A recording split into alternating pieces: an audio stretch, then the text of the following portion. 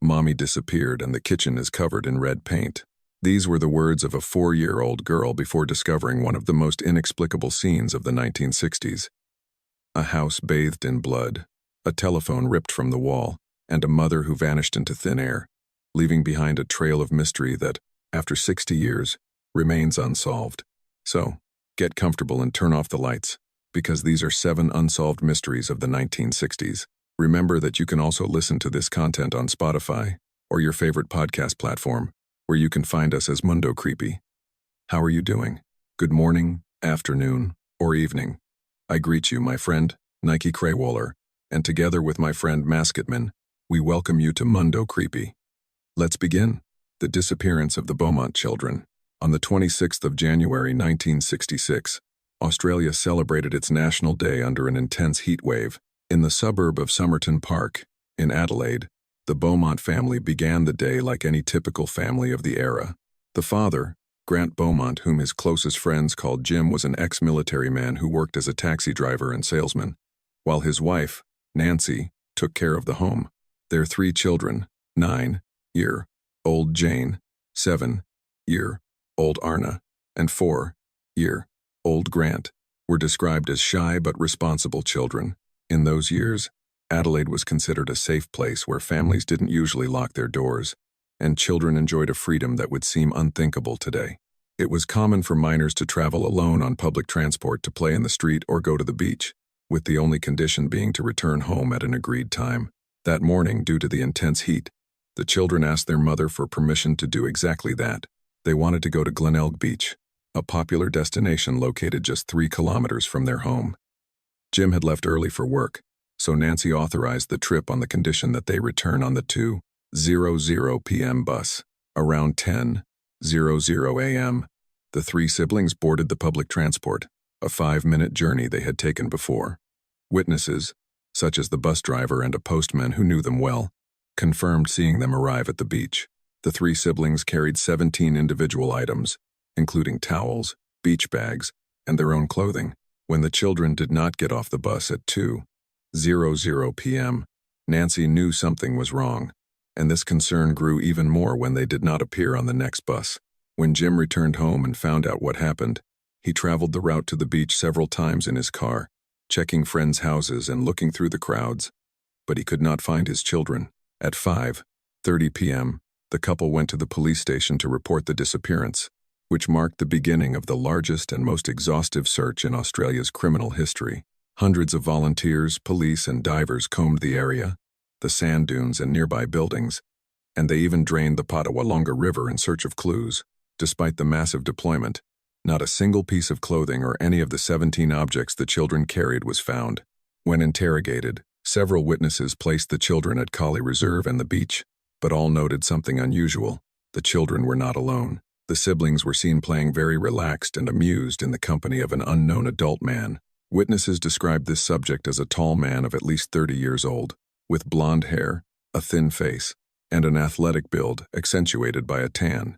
What surprised investigators most was the trust the children showed him, as they seemed to know him from before. Weeks earlier, little Arna had told her mother that Jane had found a boyfriend on the beach, a comment Nancy took as a childish game, but which took on a darker meaning after the disappearance. An employee at the local bakery, Wenzel's, provided one of the strangest clues. According to her testimony, 9-year-old Jane entered the establishment that day to buy meat pies, which caught her attention because they were not something the children usually bought. Furthermore, the girl paid with a £1 note, even though her mother had only given them a few coins for the bus and a light snack. The police deduced that the blonde man must have given them the money. The last confirmed sighting of the group occurred around 12:15 p.m., when they were seen walking away from the beach together. Months later, a Dutch psychic named Gerard Croiset traveled to Australia and claimed the children were buried under the concrete of a factory under construction.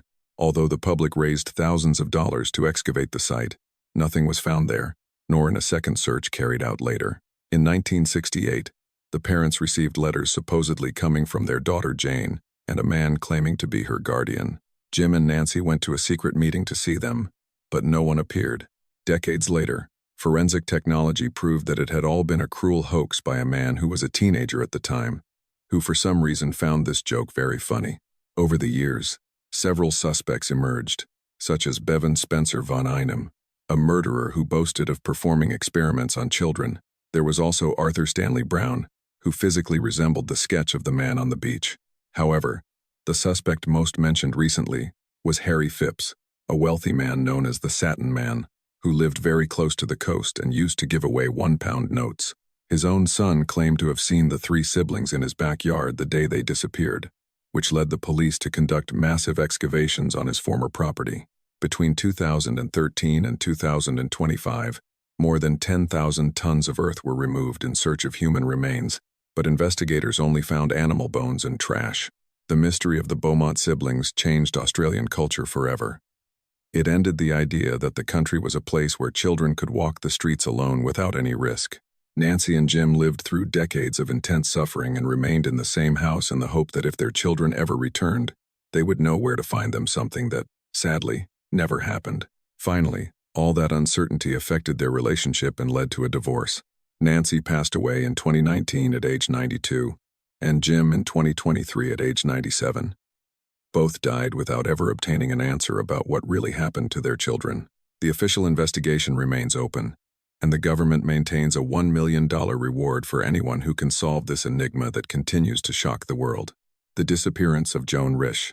The afternoon of the 24th of October 1961, the tranquility of Old Bedford Road, a neighborhood in Lincoln, Massachusetts, was abruptly broken when neighbors began to hear the desperate crying of Lillian Risch, a 4-year-old girl who was running through the street, agitated and confused, repeating the same phrase, "Mommy disappeared, and the kitchen is covered in red paint." The little girl knocked on the door of her neighbor, Barbara Barker, who tried to calm her down and decided to accompany her to the Risch house, finding an unsettling scene there. The walls and floor were stained with blood. Several pieces of furniture were out of place, and the home telephone was inside a trash can in the middle of the kitchen after being ripped from the wall. In the upper room, David, the youngest son of just 2 years, was still crying in his crib, waiting to be attended to by his mother, who was nowhere to be found. And, precisely as she is the protagonist of this strange story, we will take a few steps back to try to understand how we got to that afternoon in 1961. Joan Carolyn Bard was born on the 12th of May 1930 in Brooklyn, New York, and had a childhood marked by tragedy. When she was between 8 and 9 years old, her parents died in a fire at their home in Mountain Lakes, New Jersey, while she was visiting relatives in Brooklyn. Although the fire was officially considered accidental, some later reports described this case as suspicious, and it remained inconclusive. After this, Joan was adopted by her maternal aunt, thus taking the surname Natress. Later, people close to her asserted that during this time, she had suffered abuse by her adoptive stepfather, something that possibly left strong emotional scars on her. Despite this, over the years she managed to build a stable life. She studied English literature at Wilson College, worked in important New York publishing houses, and eventually met Martin Risch during a Harvard University football game. They married in 1956, had 2 children, and ended up moving to Lincoln, Massachusetts, just 6 months before the disappearance. According to friends, neighbors, and family, they looked like a happy family. Joan participated in community activities, was part of the League of Women Voters, and spoke constantly about becoming a teacher when her children grew a little older. The morning of October 24 began completely routinely. Martin left the house at 6:50 a.m. for Logan Airport in Boston, where he would catch a flight to New York for work. Joan woke the children, made them breakfast, and left David with Barbara Barker while she took Lillian to a dentist appointment in Bedford. After the consultation, Joan and her daughter did some shopping and returned home around 11:00 a.m. During that time, both the postman and the milkman passed by the residence and subsequently stated that they had not noticed anything strange. Shortly after, a dry cleaner employee arrived to pick up some of Martin's suits, and also assured that Joan looked calm and that everything inside the house looked quite normal. Later, she prepared lunch for her children and put David down for his usual nap.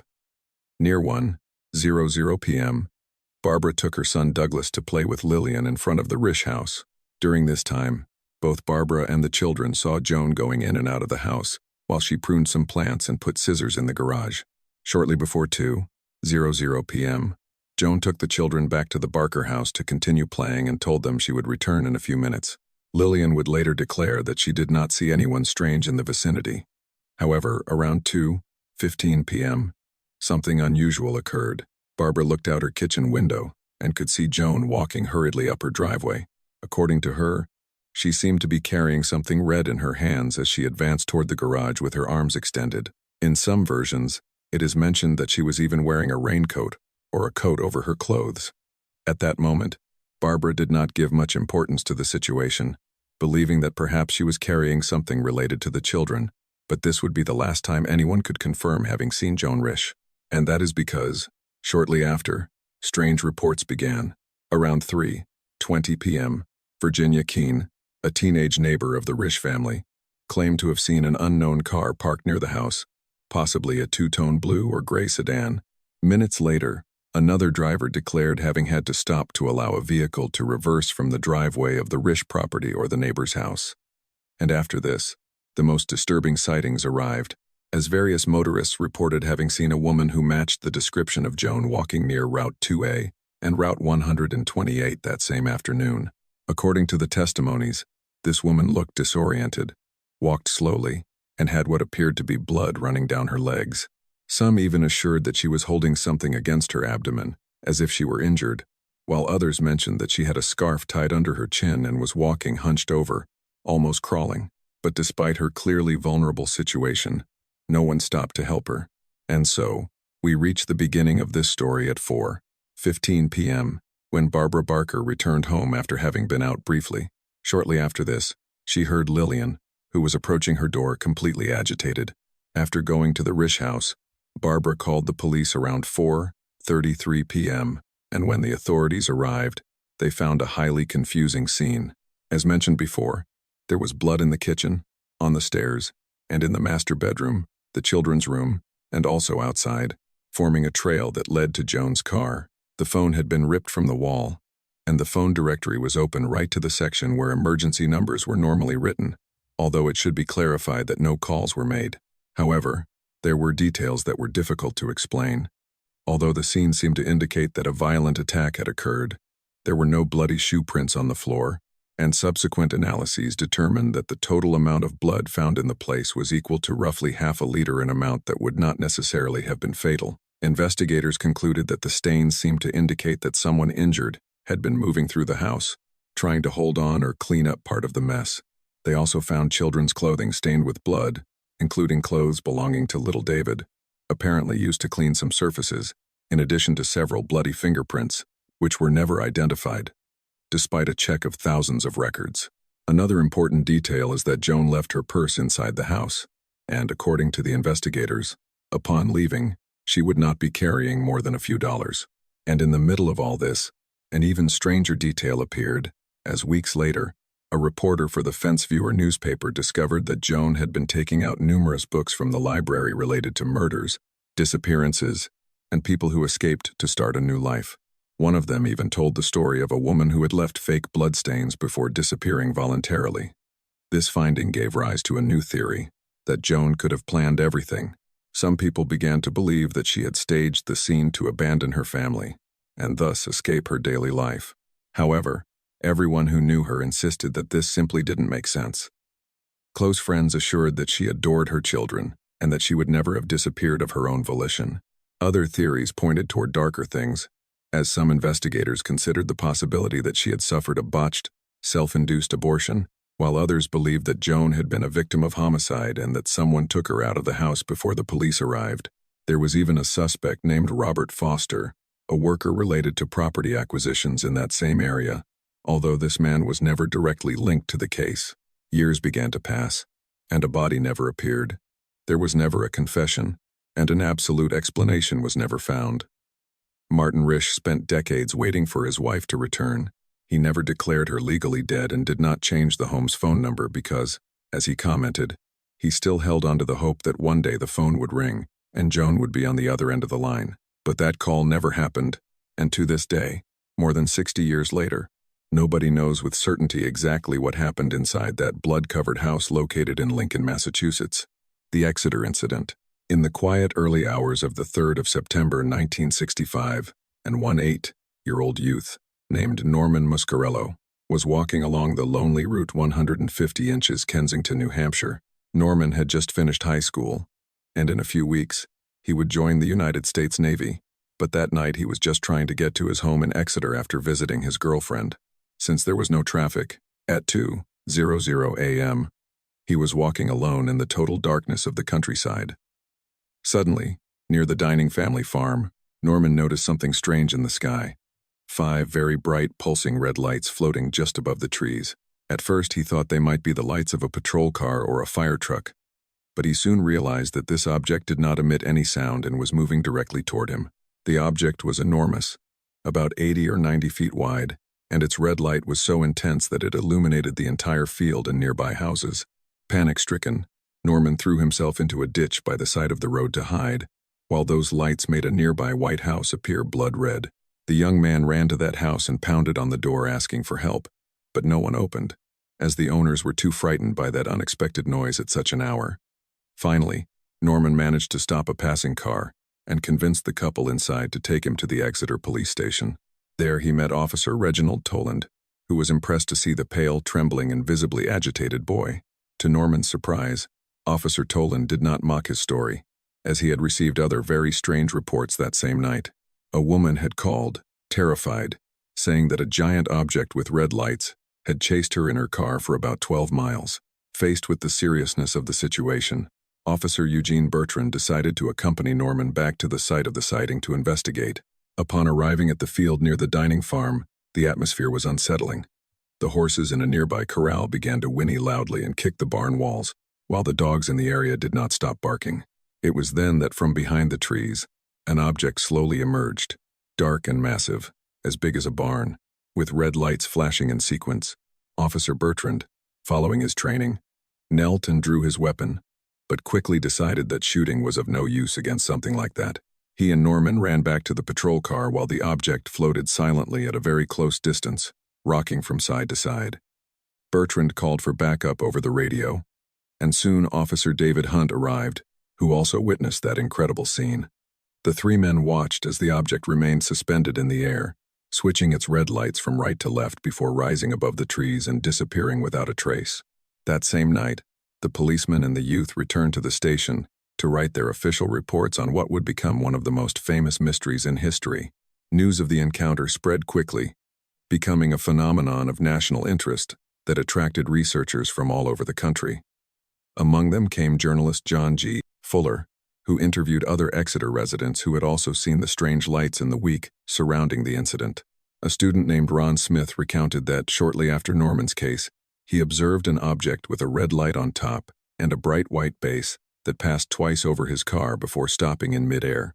Another neighbor, Mrs. Lindy, called the police to report a huge orange ball, almost as large as the full moon, floating in front of her window while her children watched in amazement. These testimonies confirmed that what happened at the dining farm was not an isolated event. Under public pressure, the United States Air Force sent its own investigators to interview the witnesses. At first, the military tried to close the case with simple explanations. First, they said the men had only seen stars and planets distorted by the weather, and then they suggested it was B-47 aircraft participating in a secret military exercise called Operation Big Blast. However, Officers Bertrand and Hunt flatly rejected these theories. The police officers wrote official letters to Project Blue Book, the department in charge of investigating UFOs, explaining that the object was completely silent, had no wings or tail, and that its sighting occurred an hour after any military exercise had finished. Finally, in January 1966, the Air Force had to admit in writing that they had been unable to identify the object the men observed that night. The Exeter mystery was immortalized when journalist Fuller published his book about the investigation, which became a great national bestseller. Over the decades, Norman Muscarello and the officers involved always maintained their same story, asserting until the end of their days that what they saw was completely real and that it was not an ordinary object. In 2011, researchers proposed a different theory, suggesting that the lights could have come from KC-97 tanker aircraft performing refueling maneuvers, whose red lights under the fuselage flashed in a pattern similar to the one reported. Despite that possible explanation, the town of Exeter continues to celebrate an annual UFO festival to remember this story. What occurred in 1965 remains one of the best documented close encounter cases in world history. Hello, we are taking a small break to remind you that if you are enjoying this content, we also have much more on other channels like Noctambulos Podcast, where we talk about paranormal topics and true crime cases. We also have stories on Mundo Creepy, where we tell the most chilling tales experienced by our audience. And in Creepypastas del Mundo Creepy, we narrate terrifying stories written by us. All of this is available on YouTube or on your favorite podcast platform. Thank you very much. And we continue with the content. The death of Bobby Fuller.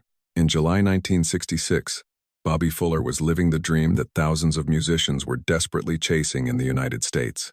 His band, the Bobby Fuller Four, had just achieved national success thanks to I Fought the Law, a song that quickly became one of the most recognizable rock anthems of that era. The man was just 23 years old. He came from El Paso, Texas, and many asserted he was destined to become the next great American rock star. Some close to him even went as far as to say he could have reached a level of fame comparable to figures like Elvis Presley. But this meteoric rise had an abrupt end on the 18th of July 1966, when the young musician appeared dead inside a car parked just outside his apartment, located in Hollywood, California. And to this day, nobody knows exactly what happened. Since he was a child, Bobby had been obsessed with music. He deeply admired Elvis Presley, Roy Orbison, and especially Buddy Holly, whose influence would mark a large part of his own sound. During his adolescence, he began recording music in a small home studio built practically by himself in Texas, where he even improvised an echo chamber in his backyard. Unlike many artists of that era, Bobby didn't just compose and sing. He also produced, experimented with recordings, and helped other local musicians. Eventually, he and his band moved to Los Angeles, where they signed with Mustang Records, a label associated with Bob Keane and Delphi Records, a producer known for having worked with Ritchie Valens. By 1966, the Bobby Fuller Four was beginning to take off at a national level. Although behind this success, some important tensions already existed. Bobby argued constantly with Keane about the musical direction of the band, had conflicts with some members, and was beginning to talk seriously about starting a solo career. At the same time, several people close to him asserted that he had begun to associate with problematic people within the Hollywood nightlife scene. There were also strong rumors about experimentation with LSD and other excesses related to the Los Angeles musical environment during these years. Even so, those who were with him during his last days insisted on one very important thing. Bobby did not look depressed. In fact, several friends assured that he was very excited and that he had plans for the future. He wanted to buy a new Corvette, talked about new musical projects, and was motivated by the changes he wanted to make in his career. On the night of July 17, Bobby spent several hours with friends and family in the apartment he shared with his mother and his brother Randy. According to the testimonies, he was listening to music, drinking beer, and making some phone calls. One of these calls was to Nancy Norton, a flight attendant with whom he had a romantic relationship. Another was to a woman named Melanie, although in other versions of the case, a figure known as Melody also appears, a mysterious woman who would later become key within some theories about his death. Around 2:30 a.m., Bobby left his apartment and later spent a brief time with Lloyd Essinger, the building manager, around 3:00 a.m. This encounter became the last time anyone saw him alive, as the next morning Bobby did not appear at an important meeting with his record label. At first, no one worried too much, but as the hours passed, the atmosphere began to tense up. Both his mother and Rick Stone, the band's road manager, noticed that the Oldsmobile Bobby drove was not in the parking lot. However, the truly disturbing thing occurred later. Around 5:00 p.m., two of Bobby's friends, named T. Grimes and Mike Ciccarelli, arrived at the apartment complex looking for him and asserted that the car was still not there.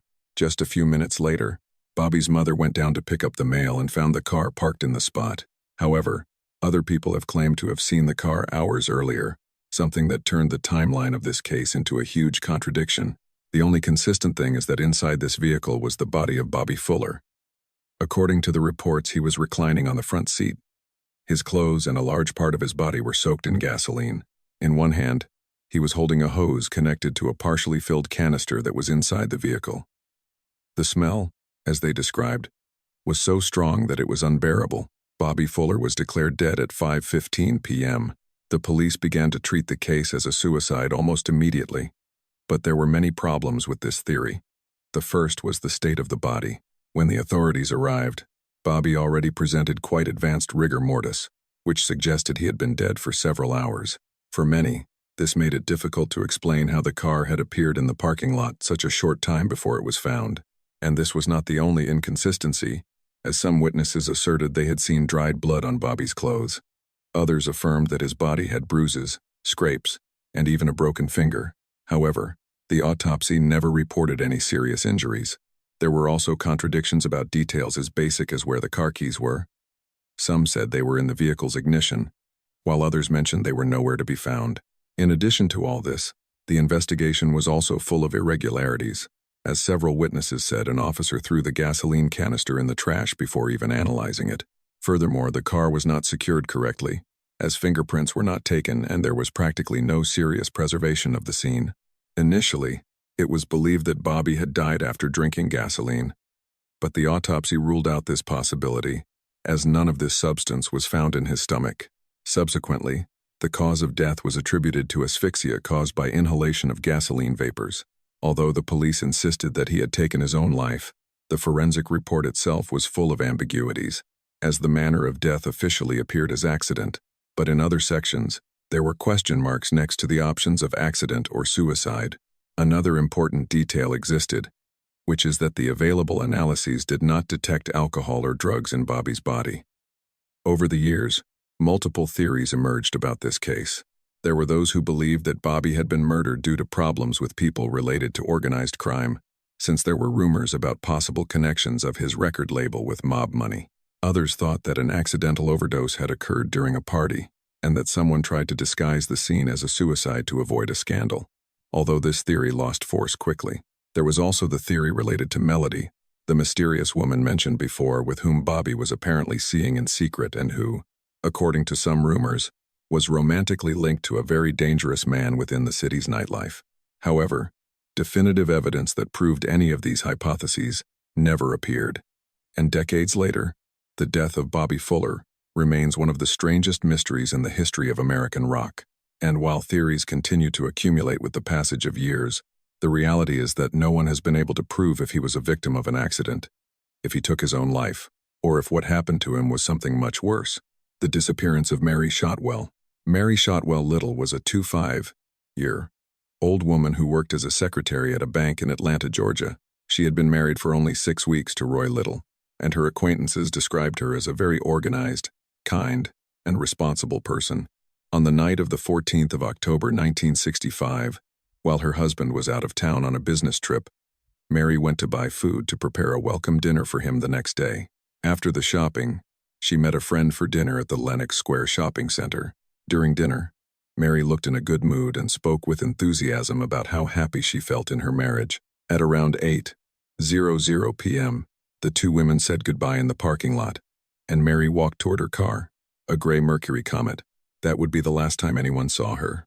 The next morning, Mary did not show up at her office, which worried her bosses a lot because she was always a very dutiful employee. Since no one could locate her at home and her husband didn't know anything about her either, her boss, John Rackley, decided to go look for her.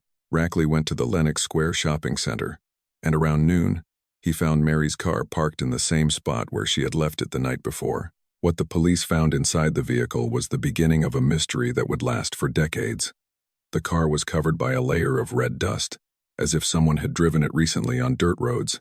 The bags of food that Mary had bought were still there, along with empty soda bottles and cigarettes of the brand she usually smoked. Upon checking more carefully, investigators discovered chilling details inside the car. There were bloodstains on the steering wheel, on the driver's seat, on the door, and on some pieces of clothing. The police also found Mary's underwear.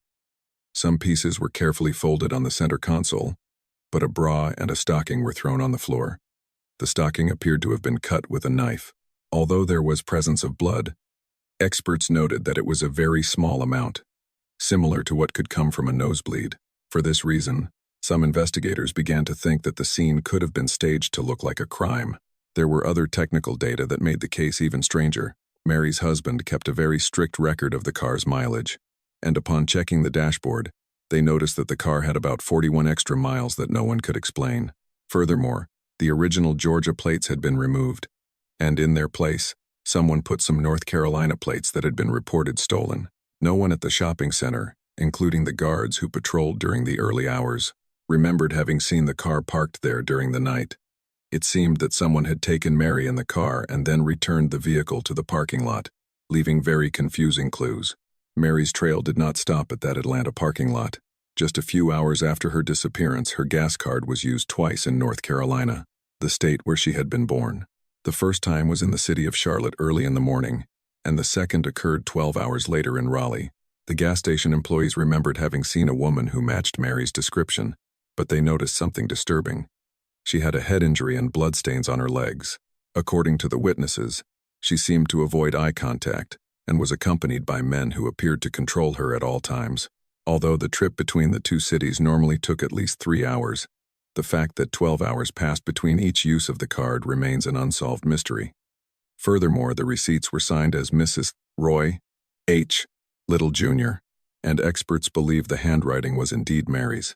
Before all this happened, there were signs that Mary was scared. Weeks before she disappeared, she received strange phone calls at her office that left her very terrified. Her coworkers even heard her say phrases like, "I am a married woman now. You can come to my house, but I cannot go to yours." She also received a bouquet of red roses from a secret admirer whose identity has never been discovered.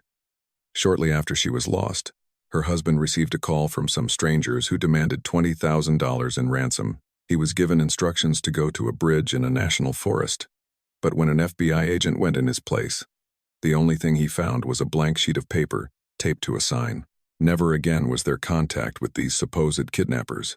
The case took an even stranger turn almost 2 years later, when a young woman named Diane Shields, who took Mary's position at the bank, was found dead in the trunk of her own car in May 1967.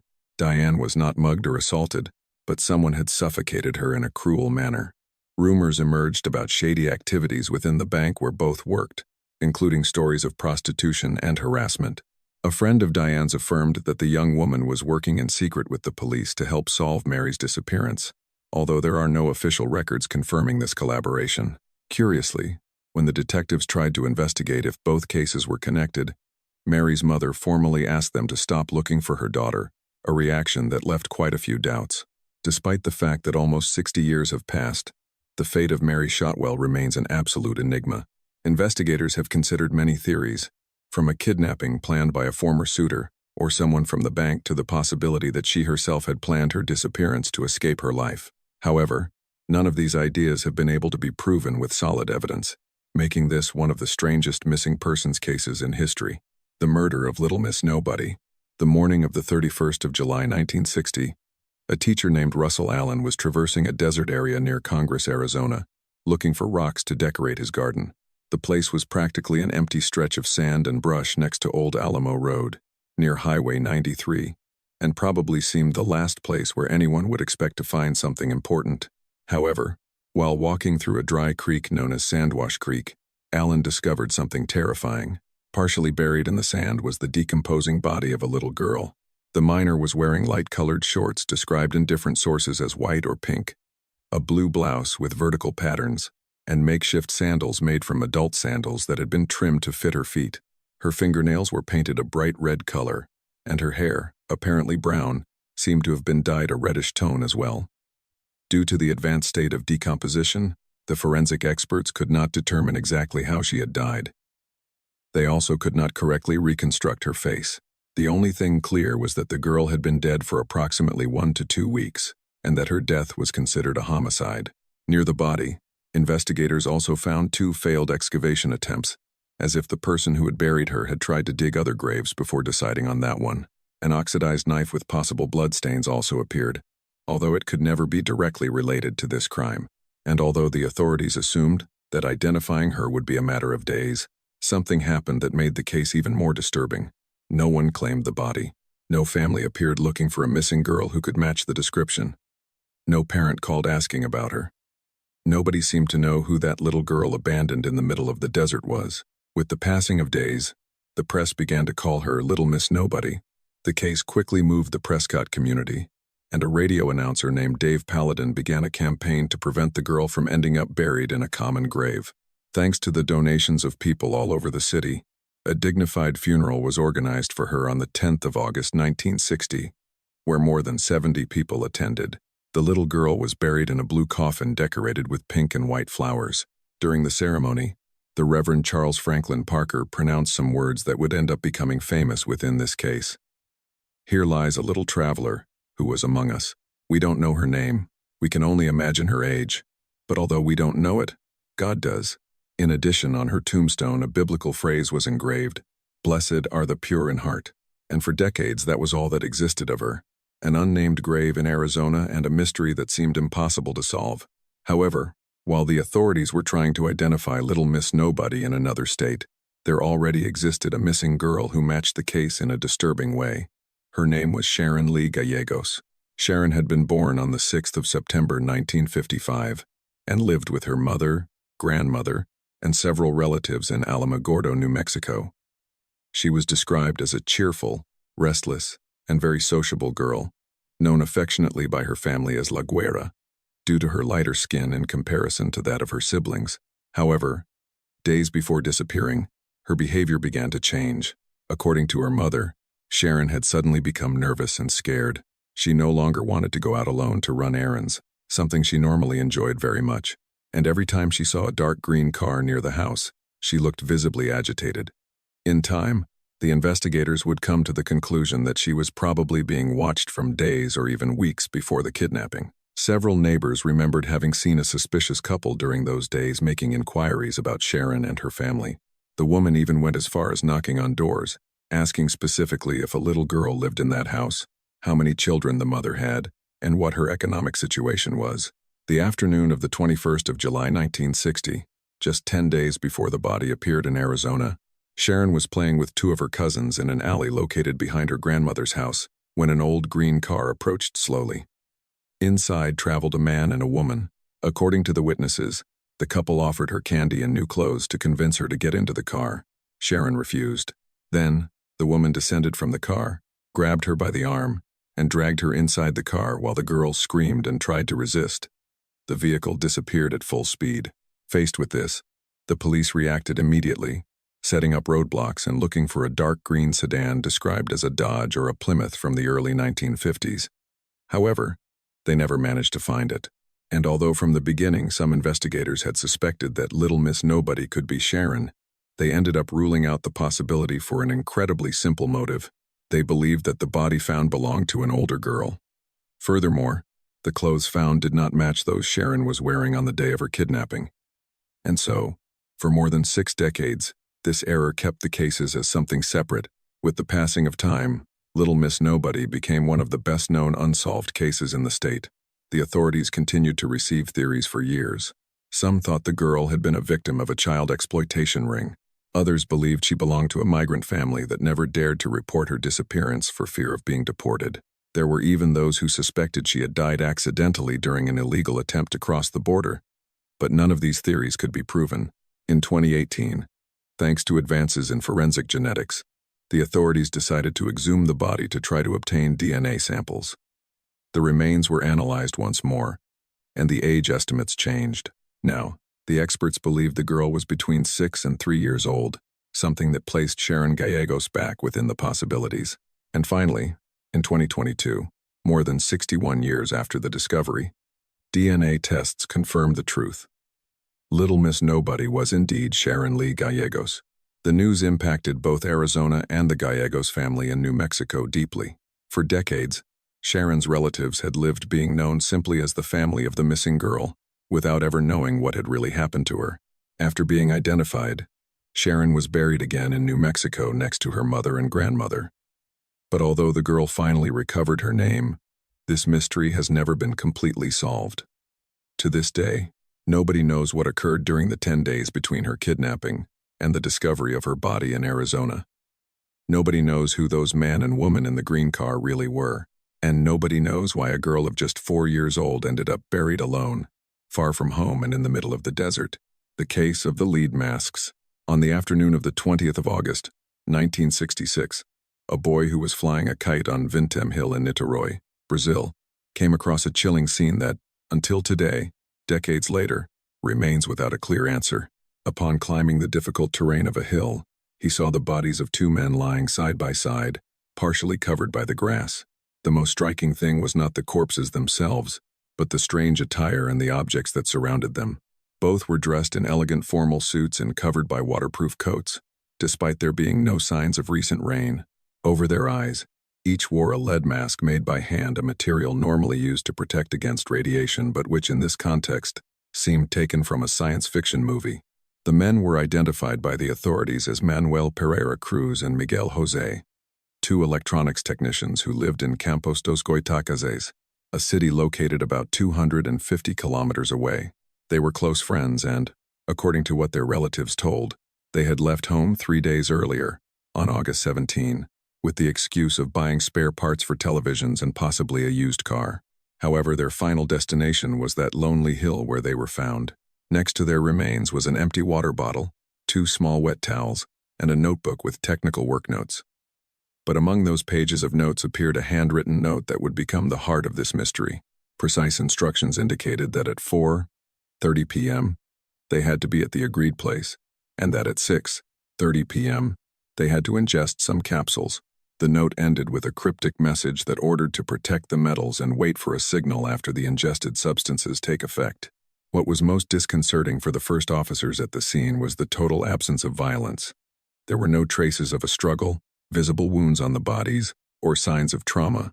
It seemed that the two men had simply lain down to wait for something that never arrived, or perhaps something that arrived but that no one else could see.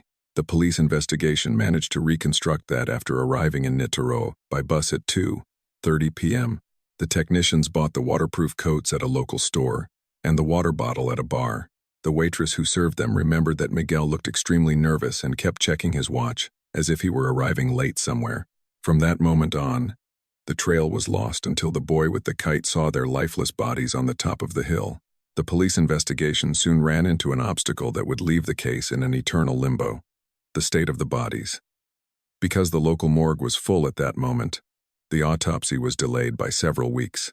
By the time the forensic doctors finally examined Manuel and Miguel, the decomposition of their internal organs was so advanced that it was impossible to carry out reliable toxicological tests. This critical delay prevented determining if the men had died from a poison, a dose of drugs, or some other substance ingested through the capsules mentioned in their note. Without traces of physical violence or evidence of a struggle at the place, the official cause of death remained an absolute mystery. Upon searching the victims' houses in the city of Campos, the investigators found clues suggesting that these men were not simple television technicians, but enthusiasts of the occult. In their workshops, they found cutouts of lead sheets and the tools used to manufacture the masks they were wearing. More revealing still was the discovery of literature on spiritualism and books that spoke of scientific spiritualists. Friends of the technicians confirmed that both belonged to a group that tried to fuse technology with the paranormal. According to these testimonies, just 2 months before their death, the two friends had built an apparatus in their backyard that ended up exploding in what seemed to be a failed attempt to contact the planet Mars. The mystery became even denser when the police discovered a chilling precedent. Manuel and Miguel had not been the first. Years earlier, in 1962, another electronics technician had been found dead on a nearby hill in almost identical circumstances, also wearing a lead mask over his eyes. This pattern suggested the existence of a recurring ritual or experiment among certain circles in the area. Believing that said contact would come accompanied by a blinding light or lethal radiation, they manufactured the lead masks to protect their eyes while they waited for the signal promised in their notebook. Despite the planning of the meeting, there are pieces that do not fit the theory of a ritual. The technicians carried with them a considerable amount of money to buy the car and work materials, but that sum was never found near their bodies. This has led some investigators to suspect that they were victims of some type of assault, or that they were deceived by someone who knew their plans and brought them to the hill with a false promise. However, there is a detail that adds even more confusion, and that is that before climbing the hill, they promised the waitress at the bar that they would return the water bottle, even signing a paper to ensure it, which suggests they were convinced they would come down from the mountain alive. The mystery deepens with the testimonies of the inhabitants of Niterói. Several neighbors reported having seen strange and bright lights over Vintem Hill the same night the men died, which fueled for decades the belief that Manuel and Miguel could have been victims of a failed contact with unidentified flying objects. The instruction in their notebook to protect the metals reinforces the idea that they expected some type of physical phenomenon or radiation that would interact with the objects they carried. Perhaps the wet towels found next to them were a rudimentary attempt to protect themselves from some form of energy or to clean residues of an experience that their minds, influenced by scientific spiritualism, sought desperately. Another hypothesis suggests that the men could have ingested capsules with psychedelic substances, hoping that these would allow them to reach a mental state necessary for spiritual or extraterrestrial contact. The combination of these substances with the hill's environment could have provoked an accidental overdose or a fatal reaction that left no visible external marks. Today, more than half a century later, the case of the lead masks remains one of the most disturbing enigmas in Brazilian history.